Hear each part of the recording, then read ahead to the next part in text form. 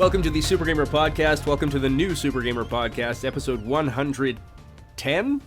See, I took a week off and I'm already screwed up. But our guest this week is a singer, songwriter, pianist, streamer, composer. Our guest is Rob Kovacs. Thank you for being here. Hello, thank you for having me. So you are Rob Kovacs, but you are also 88-bit, which is 8-bit music on 88 keys. You play largely NES music on the piano. You wrote your first song at age 10. Last year released a first solo album. You've composed for short films, e-cards. You did the soundtrack for the VR game Straylight. You were part of a piano trio, an indie band. You've done a lot of stuff. I've done a lot of stuff. Yeah, that's only some of it. But yeah. Let's start with your solo album, Let Go, released last February, I believe. Yeah, a little over a year now. Yeah, that took too long to make, but so I was very relieved to finally have it out. I had a band for a good while called Return of Simple, and then we moved to New York, and then I eventually moved back from New York because I wanted to focus on this album, our next record, and then it ended up becoming just releasing as under my own name, as the band kind of dissolved and like people moved on. So then I was debating whether to release it under my own name or under that name or start a new band. And in the recording process, I did end up starting a new band called Math and Logic, and we played like 6 months and recorded this album in the midst of it. And so they're all on there, and they really make it sound the way it does, make it sound great. But we just didn't last as a band. So it ended up being a solo project, and pretty much everything I release going forward will be solo. But I'm proud of it. We got vinyl. It's my first record on vinyl too, which I'm really excited about. And it's a concept record all about a relationship, kind of going in chronological order, and a very personal record, and but one I think a lot of people can relate to, one I think I'm proud of. You've been working on it since 2014. So to put this in video game terms, Diablo 2 took 3 years to make, and there's a clear, it's partly just when it was made, but there's a clear graphics difference from Act 1 to Act 4 of that game. And Duke Nukem Forever famously switched engines and had to scrap a ton of work. So I'm wondering, like, when you're creating something for that long, from the earlier stuff you were making to the later stuff, like, is there like a tonal shift? And I know it's a concept album of, falling in and out of love, but musically, did you change, and did that affect the work? And is it tough to keep yourself from like constantly going back and like, I got to change that old stuff? That's a cool question. I don't think I've really been asked that before. And nice comparison to games and technology changing or just the creators changing themselves. Yeah, I started recording it in 2014, but it even goes back further. The songs were all written or they were started in like 2007, 2008. Wow. So yeah, I certainly changed a lot and grew a lot from when I originally wrote those songs. Some of them were finished during the recording process, but they musically they're already started. So yeah, back in late 2000s, I was in Return of Simple was just a piano trio, piano, bass, and drums, and kind of I thought of music in a certain way, liked everything to be really tight and controlled, and everything would fit together. So there wasn't much room for improvisation or anything. So that's a big change. The players are improvising a lot more, and there's layers. Not everything is like in your face. There's a clear focus throughout the whole record, musically, and it musically is more mature in a lot of ways, in arrangement. And but the songs were written a long time ago, and yeah. So that's a cool question. Those are some of the changes, though. But there's also guitar, so I didn't really use guitar too much at all in my previous band. But yeah, definitely some changes. And when I started recording this record, too, I had like 10 other songs that I was planning to put on this record, but they just didn't fit thematically with these other songs. So ended up releasing these first, and then I had these other ones that are also, getting are aging, and I need to release those as well. What was it like making the video? Is that something you had like? Have you done acting before? I've done some acting. That's a funny question. The video was really fun. Um, I was encouraged to make some video by my publicist who was helping, publicize the record, and she's like, "Yes, you can get some videos." So I was like, "Okay." I reached out to a couple people that I liked their work, and who I was friends with and liked my stuff, and this one director was really into it, and he kind of came up with the whole concept and picked that song, which was the longest one on the record. It's like almost 7 minutes, and he had it all together, and it was during COVID, so it was just me and the other actor, and him. So we had to keep it pretty tight. We shot a lot of it outside, and it was fun. It was really fun. It's he made it emotional concept and video, and it was someone I knew but not like that well. So that was like kind of it was actually kind of cool because there's that kind of slightly uncomfortable or like nervousness when you kind of meet someone new. So I think that kind of comes through in the video a little bit. As far as like other acting I've done, I did some musicals in high school and stuff like that, and then this is kind of funny. After I lived in New York, I moved back to Cleveland, and then wanted to just try some other stuff. And a friend posted on Facebook that her friends were making a movie or a web series, and they were taking auditions. This was like, you know what? I'm just gonna go audition, because I've done a lot of like musical theater as an accompanist, and I've seen tons of auditions, and I've never really been on the other side. So I think it'd be good for me just to like stretch out and get out of my comfort zone and just like audition for something. So I went to the audition and read the lines, and ended up getting a part in the web series, which has since been they since took it down. It was called The Docs, but we had a lot of fun making it. It was really silly. My character was kind of like I don't know, like a dumb guy. It was just like, it was a fun thing to make. But from that, I met the director named Ben Barr, and then re-met the cinematographer Len Ganley, who went to high school with me, and we reconnected. And then later on, we're also part of the team that's making Straylight, which is that VR game that I'm Right. Scoring. So that's funny how you kind of, I don't know, brought that up.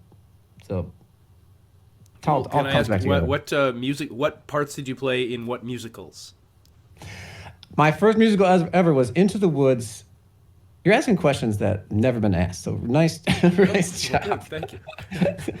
I was Jack in Into the Woods, and then that was my first musical, and then I was just like a guy in Guys and Dolls, and I was just like a storyteller in Once on This Island. I think that was the only musicals I did, and those were in high school. Cool. And I only did the first one because I I was in the orchestra, and the orchestra has to play for the musical, or at least every other year, and I hated it so much. I was so bad at sight reading in high school on piano, and I just struggled so much to like play the music that I was like, I don't ever want to do this again. This is terrible. So the only way I can get out of it is either quit orchestra, which I liked, or join the musical. So the next year, I joined the musical. That surprises me because it certainly seems like sight reading at this point is one of your strengths. I'm decent at it. It's always been my weakest musical skill, and I've worked really hard to try to reach the level of my peers. So now I'm a much more confident sight reader. If you give me some like classical stuff, I'll struggle with that for sure. But I can confidently sight read a lot of music these days. And I mean, I just recently played for Wicked. The national tour came through Cleveland, and so I played the musical, and I really enjoy playing musicals now. Actually, I've done a lot of musical work ever since then, but back then, I didn't like it. But now, now I'm one of the few people that get called to do the top level musicals. Awesome. You say that you felt at a young age, you'd been playing piano since you were a wee kid, and you felt at a young age that you had something different to say musically. Can you expand? Like, what is it you have to say? Wow, good research. I don't even know where you heard that, but that maybe another interview. Yeah, I do feel I have something different to say, and always felt that. Um, just like every person is unique, if you I feel my own original music. I've always been writing music since a kid, and it was, influenced by what I would listen to throughout my life. That could be back when I was a kid. It could be stuff like Yanni and Kenny G, or Billy Joel. To more stuff more recently influenced by people like Lewis Cole or Sufjan Stevens, or minimalism, or NES music like Mega Man 2, Takashi Satayushi, David Wise stuff. But I feel like I've always tried to stay true to what I like. So if I like the way it sounds, I'm gonna go with that, and I think other people will like it too. To get more specific about what I have to say more differently musically, that's tougher to say. I have my own harmonic concepts and kind of ideas and language that is kind of identifiably me. A lot of people will mention, that they like the chord progressions, which is a tough thing to identify because you can't even, when you copyright music, for example, you can't copyright a chord progression, and a lot of them are reused. But there's different ways to think about harmony, and I think that comes through. I have a pretty deep understanding of music, and I don't know. It's a hard question to say, but I think when you hear my music, that it stands out and as something unique and recognizable. In 2004, you performed Piano Phase on your own, and Piano Phase is a piece that's normally it's two pianos playing the same 12 notes simultaneously, but one piano is speeding up slowly, and it made me think, like, to have that kind of independent hand control and that kind of dexterity, like, that's got to translate to video games somehow, right? Like, you must be amazing at rhythm games. I'm okay at rhythm games. I like them, but I'm only okay. You don't really need hand independence for rhythm games. That probably wouldn't even help. You need just to really be locked in, and you have to know what's coming, or be really good at basically sight reading. So I'm only okay at rhythm games. But yeah, again, good research. Yeah, I played Piano Phase by Steve Reich, and I was, according to his manager and him, I was the first person to ever play that piece or perform that piece that way, solo. And he came to the concert, he came to the performance, got to meet him, which was crazy. I was very starstruck as a college kid. I'm a little in over my head. But yeah, hand independence is something I've always really liked, starting way back from like playing blues, where you play like a bass line in the left hand and then solo over top of it. And then Piano Phase was kind of like the ultimate in hand independence, where, like you said, one hand has to speed up, but the other has to stay constant. And then they get off, and then they kind of lock back in rhythmically, but they're off by a beat. It doesn't. So yeah, I don't know. I think a better question is, I think gaming as a kid. I've been playing games since I was, just really little, and I think that has helped probably my rhythm playing. Maybe I've never really thought about that, so I might be stretching, looking for an answer. No, but fair enough. Maybe it's the reverse. Yeah. You're so used to doing two different things with your hands. Yeah, I'd certainly say that learning pieces like that like mechanical type playing, like in Piano Phase, has helped in learning video game music, especially from the NES era, because it is played by computers, not humans. So I think that has helped me to play that kind of music. Right. It reminds me, it's totally different, but it reminds me, I have a friend since like elementary school, and he was able to, I don't know if you played Final Fantasy VIII, but there's the boost function where you have to like tap the button really fast. And he was literally fast enough that, like a turbo controller, he was the same speed. Oh my God, that's amazing. I know. I was like, what? You're not human. I remember just once me and a friend were racing, like, how fast can we click this button? It was just like a counter, like you would do like when you're checking people in.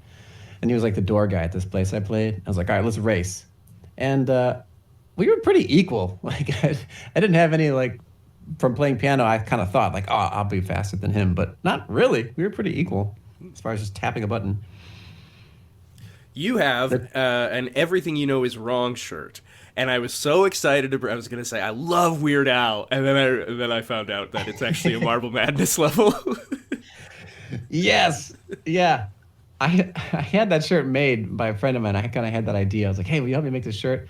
And because, yeah, level 5 on Marble Madness, one of my favorite games, it just, as soon as you get to that level, it has a phrase and it just says, everything you know is wrong. And they're trying to indicate that like this level doesn't act like the other levels. For example, instead of rolling down a hill, you roll up the hills. The enemies are certain enemies are like miniature and you can roll over, you can kill them instead of them killing you. So there's a bunch of weird things like that.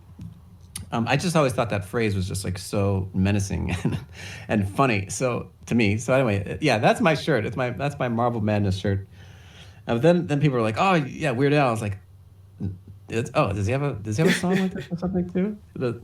I guess so, but yeah, the Weird Al wasn't intended. Well, he obviously agrees that it's a good phrase. Yes, he does. I guess he does. How was your stream today? You were doing that just a few hours ago. Yeah, it was good. My first time streaming in a week since I was gone. I was at VGM Con, which was also a blast. So it was good to be back, hang out with everyone. Played a lot of video game music. Got some fun raids. It's always good to get some big. We got Nina Mare and the Jeeves You actually, Corner. yeah, I raided with you a while back for Nina Mare, and that was my introduction to her, who I now follow.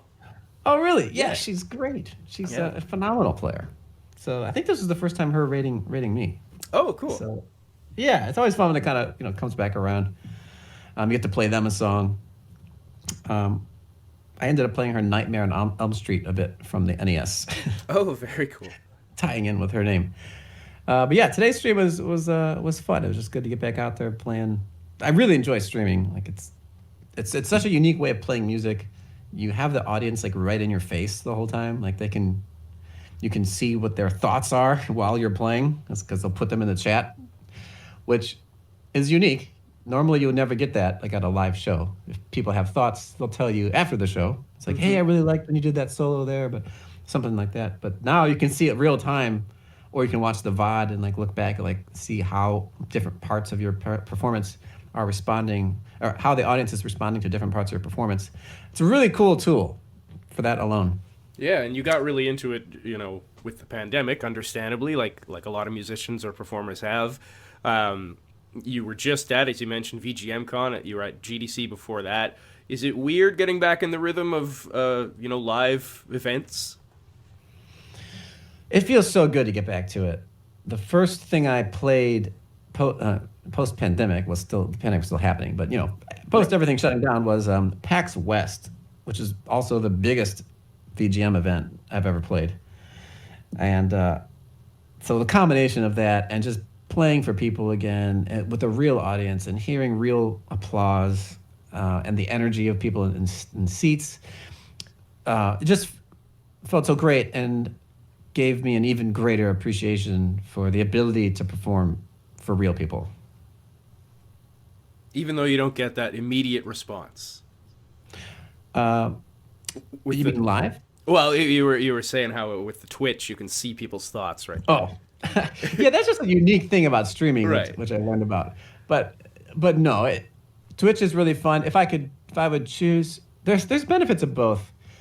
There's benefits of both. I really enjoy streaming, but there's also, I wouldn't only do streaming. If I had to only pick one, I would still play live. Mm-hmm. Playing live is just one of the greatest feelings in the world, especially if there's an audience. If there's no audience, it's less exciting. But when there's an audience, it is the best feeling in the world. Well, as far as not really having an audience, your first live games music performance, unfortunately I don't have the year, so maybe you can tell me, but was at Classic Game Fest in Austin, Texas. Wow. Where Correct. you largely... 2018. Pardon?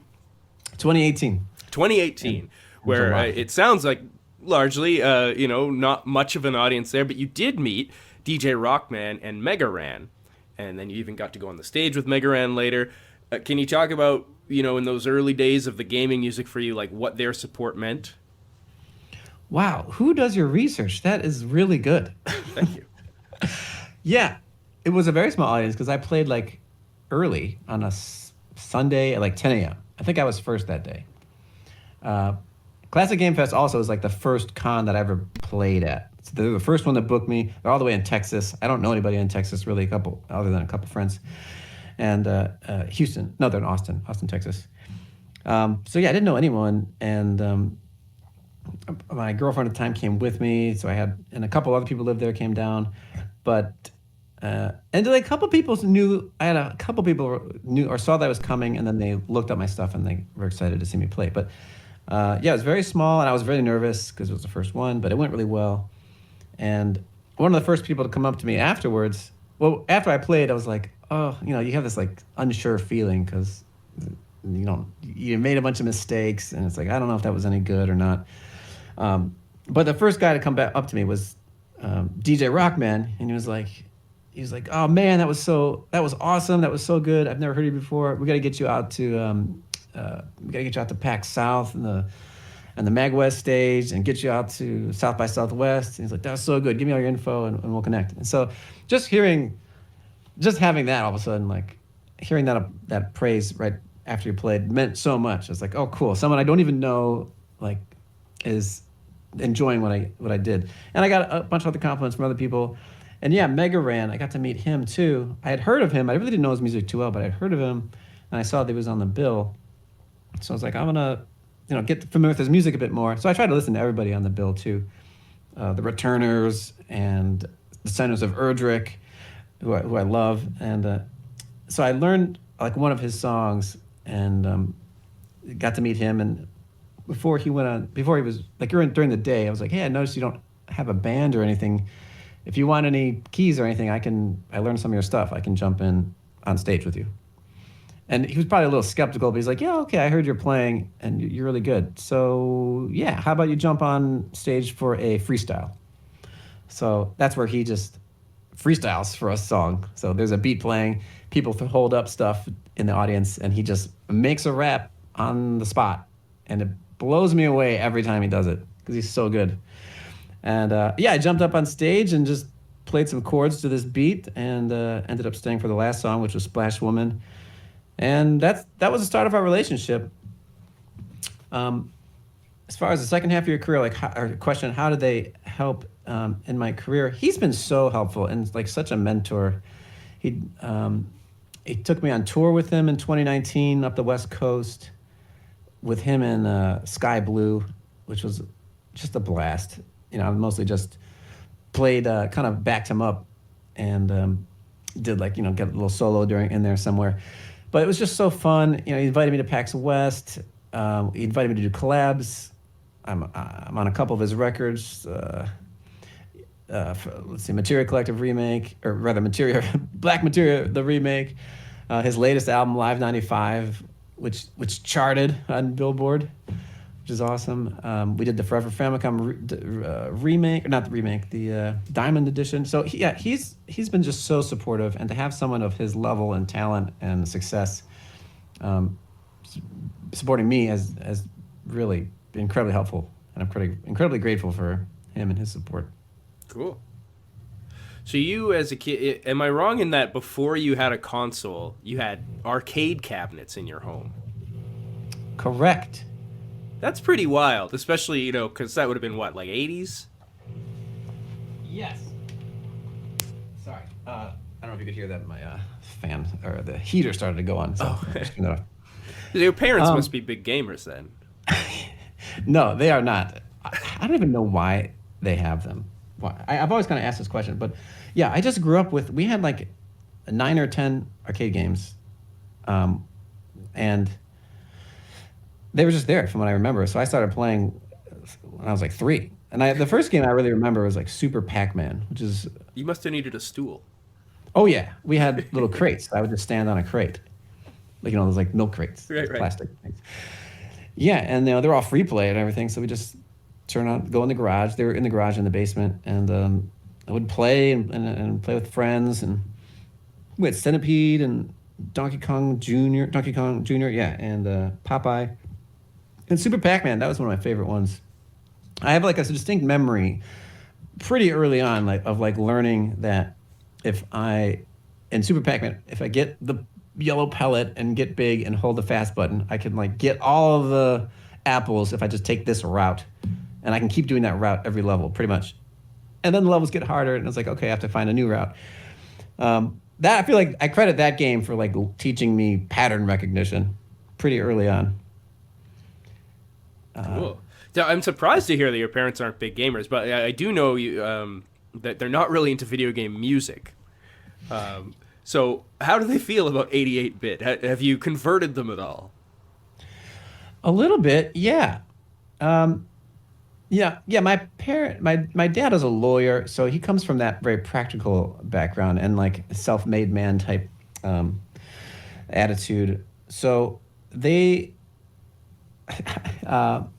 they were always like supportive of me and my music, and I wouldn't have any like the knowledge that I had they not provided me with instruments and the lessons, which I'm extremely grateful for.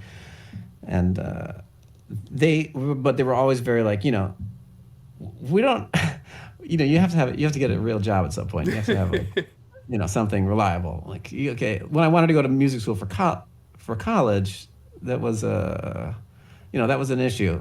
It was only acceptable as long as I had like a minor or a different major. So I started with a minor, or at least with the idea of getting a minor like in math or computers or something. And then like after one semester, I was like, well, I don't want to do this. I don't need a backup, because if I'm going to get a backup, I'm going to fall upon the backup, and I don't want to fall upon the backup. Music is clearly the only thing that I want to do. And so me and my dad had lots of arguments about that. Even, a few years ago even. So, but so they've actually liked this. Of all the music things I've done, they seem to like this the most, because they've always liked classical music, and they were kind of secretly disappointed that I didn't do more with classical music, although that was never my intention. I love classical music, but I never wanted to be like a classical musician. However, this is pretty darn close. So I'm doing piano concerts in a classical style, and they've been to a few of them, and music that they don't recognize, but when they hear it this way, not with the bleeps and bloops of a Nintendo, but they hear it on a piano and much more expressive, they like it. And that to me is very validating, because that's my goal with 88-bit, or that project, is to take the music in these video games, that's not as well known or known at all, and present it to people who would never play the game or have a chance to play the game or ever think to listen to it outside of the game, and present that music to them so that they may hear it in a new way and enjoy it. Right. Well, I got a couple things to say about that. So it's funny to me that, I know you have a story about you were playing at the Cleveland Clinic Marble Madness track, and an older gentleman came up and was like, wow, I love that. I'm going to check out what that is, which is cool. So you're introducing, people who probably like classical music to more video game music. Whereas for myself, certainly video games and cartoons were my introduction to classical music. Like, in Zombies Ate My Neighbors, it does da-na-na, and it was like years later, I was like, oh, that's Bach. Yeah, that's a good point. You're right. It does kind of get cyclical like that. I guess a lot of my introduction to classical music or some of it was also in video games. I remember hearing Moonlight Sonata in Earthworm Jim 2. Yes. The Billy people. Same friend, actually, with the fast thumb, we were in English class one time, and someone was presenting. This was probably a bit rude of us, actually, but someone was presenting.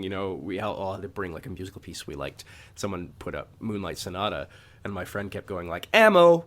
Dude, oh my gosh. Wow. Yeah, me and my friends say that all the time. I only have one friend though who knows that.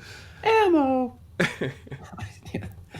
Dude, but the other thing along those lines, one thing I've never thought about, but you brought it up in an interview with Nitro Game Injection, that podcast. You were just it was in passing, but you were saying that there's difficult games that have all this great music that even gamers like haven't heard because they never get to that stage. And I thought, wow, that's like, I've never thought of that, but there's probably a ton of music that I've missed.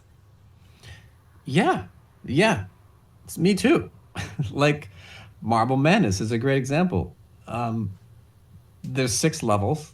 It's super hard. Most people can't even get past the second level, let alone the third or the fourth or the fifth. And it's as you go through each level, you get less and less time. So even if you do, let's say you make it to the last level, even if you do, you're really good because that game's super hard. But you only maybe get to hear a few seconds of it. And there's all this other stuff going on. Another really difficult game, The Adventures of Lolo. 50 levels that get more and more difficult. It's a puzzle game. Another shirt of yours. Another shirt, yes. The games that I really love, I get a shirt made, or I find one and I buy it, or I ask someone who does shirts, like, "Hey, can you do some of this?" Yeah, Adventures of Lolo. I fell in love with that game playing it when I was sick one time. We were talking about that earlier, and you hear one song the entire game for all 50 levels until you get to the end. Then they have a couple cutscenes with different music, and then if you beat the game, you get this like 2.5 minute like Latin jazz type tune with just like a end scene playing, and it kicks ass. But like that's your reward for beating it, is this cool song. But unless you are patient enough and persistent enough to actually figure out this game, you don't get to hear that cool song. And there's a lot of games like that. Yeah. I mean, Battletoads. Yeah, exactly. There's another one. This is a super difficult game. I have not beaten that game. Oh, no. I made it to the 4th level once and died immediately. And I was like, you know what? I beat it to me. That's good. That's good. Is that the Wave Runner game level? No, so I mostly know Battletoads and Battlemaniacs, the Super Nintendo one. And like years I didn't understand how to beat that like bike racing one. And that's level 3. Oh, yeah. And then I finally did. It's honestly 20 years in the making. I finally beat it and then died immediately. I was like, don't care. That was enough. Yeah, that's a good ending point. Yeah.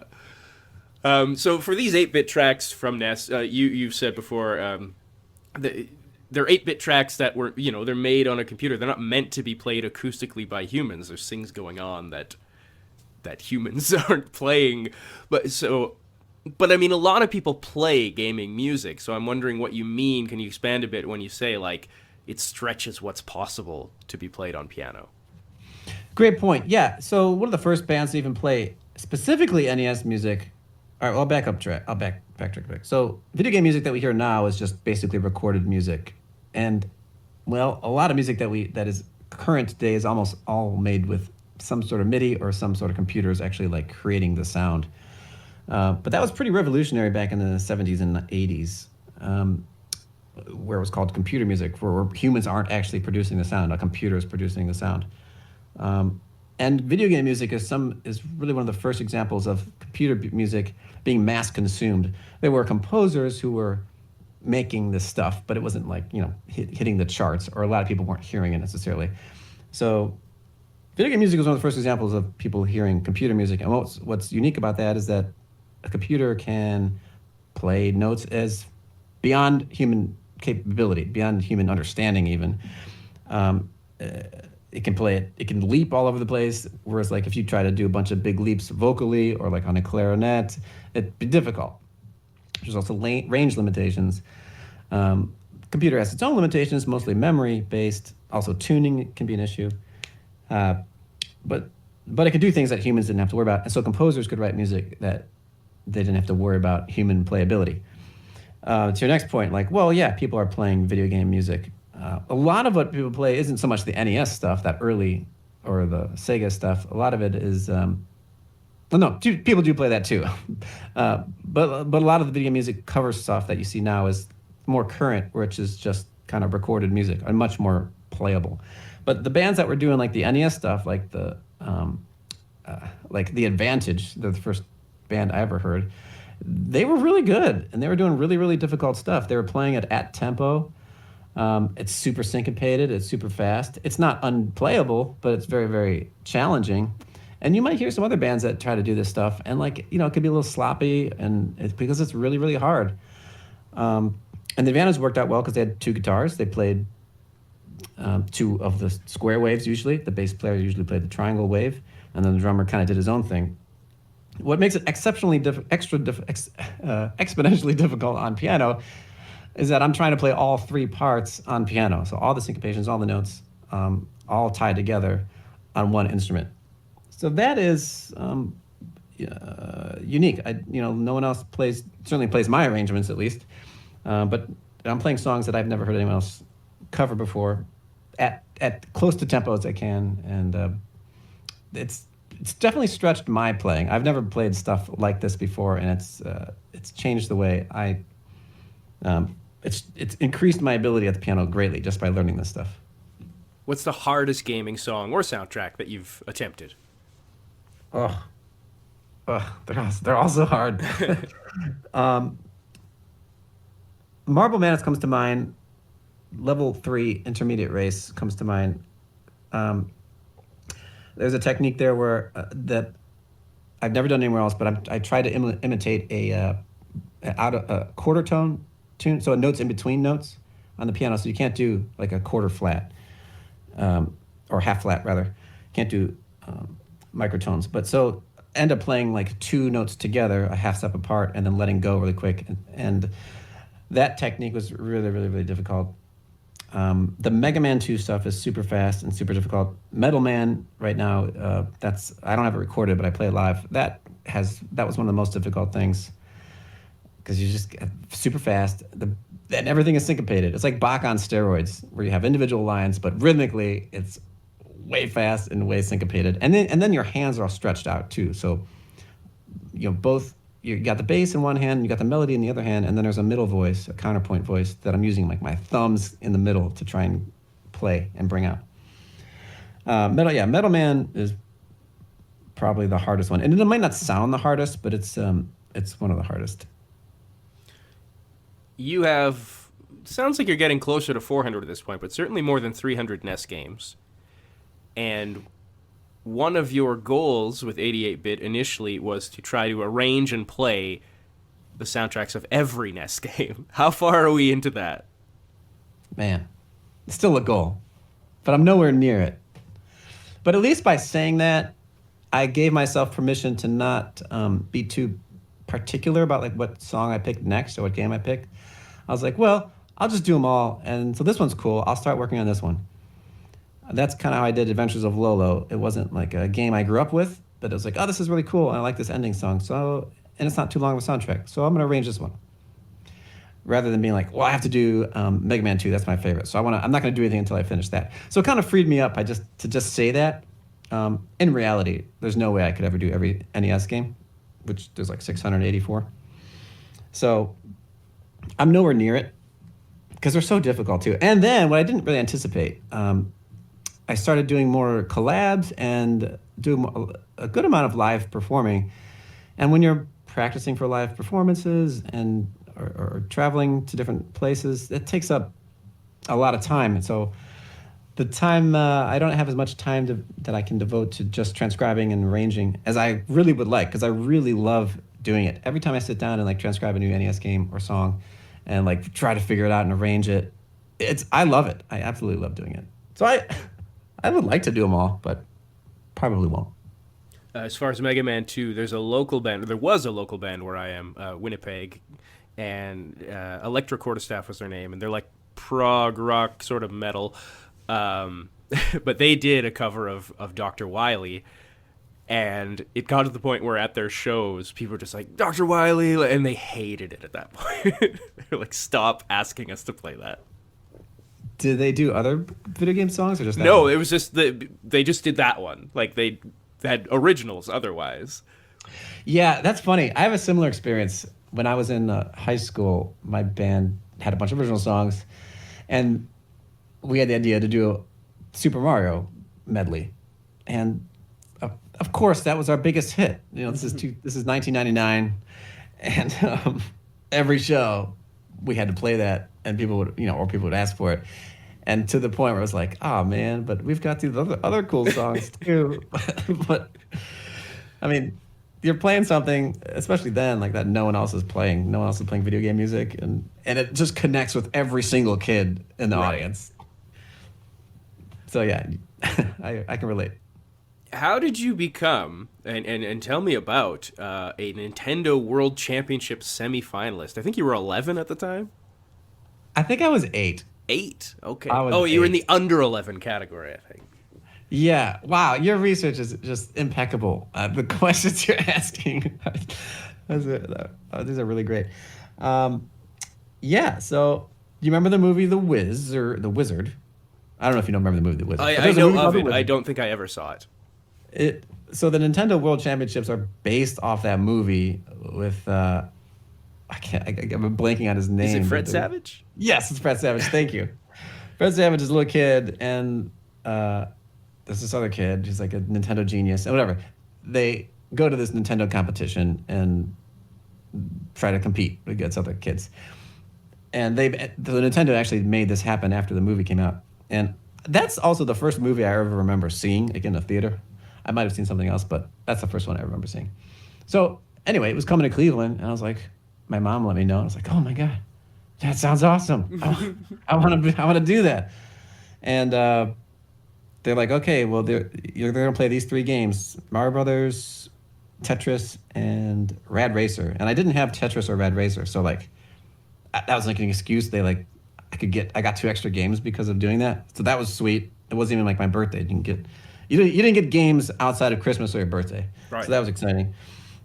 And then I like practiced and tried to get really good at these games, and then went to this huge convention center, and there was like a big, huge blow up Mario, and they had all these like new games.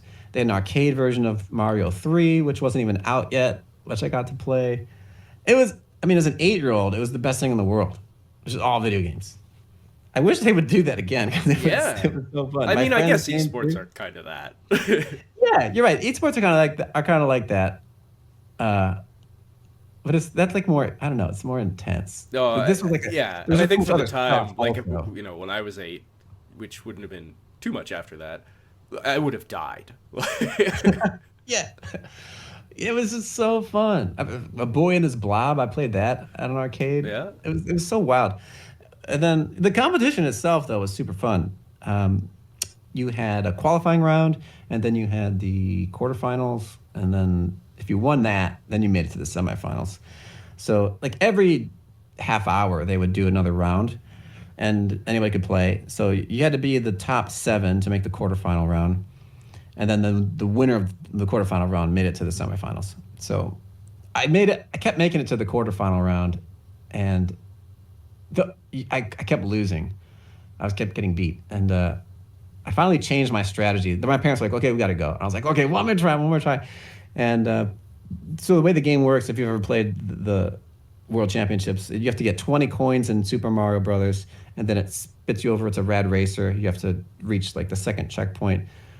I might be wrong on that, but you had to reach a certain length, and then until time runs out, you just have to rack up as many points as you can in Tetris.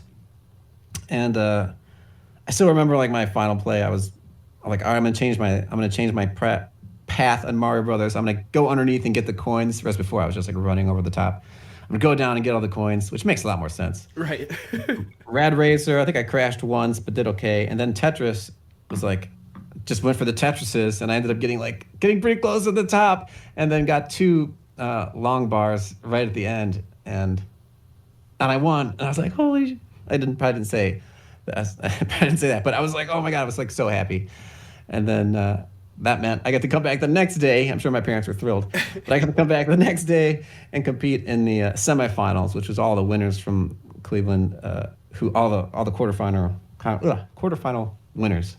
I did not win that. I did not go in the top 3 for that, but it was still a very memorable experience. I still have the shirt that they gave me. Can you describe your disappointment when you were turned down by the Guinness Book of World Records for the longest continuous performance of the theme from Nyan Cat? Wow, I don't know where you got all this stuff from. This is like deep in my like Facebook posts or something. I'm not giving up on that. I'm gonna try again. But yeah, I reached out to them. That's so funny. I reached out to them and was like, "Hey, I want to do the longest performance of Nyan Cat theme," and they got back to me and they wrote me like an actual letter, and they're like, well, we think this is a little too specific, and I mean, so we're not going to do are it. they aware of some of the records in that book? I know, right? Like, come on. You can see all kinds of weird stuff. But they thought that was too specific. So I was like, all right. I'll think of another way. I would love to do something with Neon Cat and the world records. What's the longest you've played that for at a live performance? Because I think you just did it, didn't you, at VGM? I have a video of it. The longest I've ever played it, I don't play it that long at a live performance. VGM Con, the Icarus Kid has a version of it, which is my favorite version of that song. And I was already doing another song with him, and he called me up because it was my turn to do our collab for Gusty Garden Galaxy. So he called me up while that song was playing. So I just like started playing along with the recording before my song. But the longest I've ever played it was really 17 minutes. But there's a video on YouTube of me doing it for 12 minutes almost. But that was my second take. So I basically did it for a half hour straight. But the second take had fewer mistakes. So I went with the 12-minute version. What is I guess maybe this wasn't live, but when you get into, minute 5, 6, 7, what does the audience start doing? Yeah, I don't play it live like that. So it was just, I've never done it just looping it and not like changing it at all. But maybe someday, and I'd probably change it up. I do play it live sometimes, but not if I play it live. I'd like solo in the middle and mess it up and like shift the melody over a beat and keep it interesting.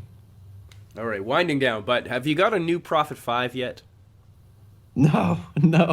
So the Prophet 5 for the listeners is the synthesizer you use specifically for the Straylight soundtrack because you like the sound that it makes, but it has its own limitations. It can only play 5 notes at once, I think, and your particular one is old and sometimes just doesn't work. Yeah. Again, amazing research. Yeah, I would love to get a new one because they released a new one in 2020. But they are expensive. The benefits, though, are it probably won't break as much. And I can save a lot more sounds. Like this one, I can only save 40 sounds, which I've used up already. There is a way to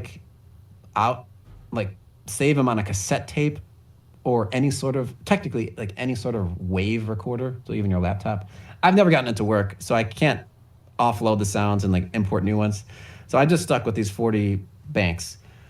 But I love it. It does sound awesome, and I'm not really looking to get... Unless somebody is like, here's a new Prophet 5, I'll certainly take it. But I'm working with what I have now because it is truly is an exceptional instrument.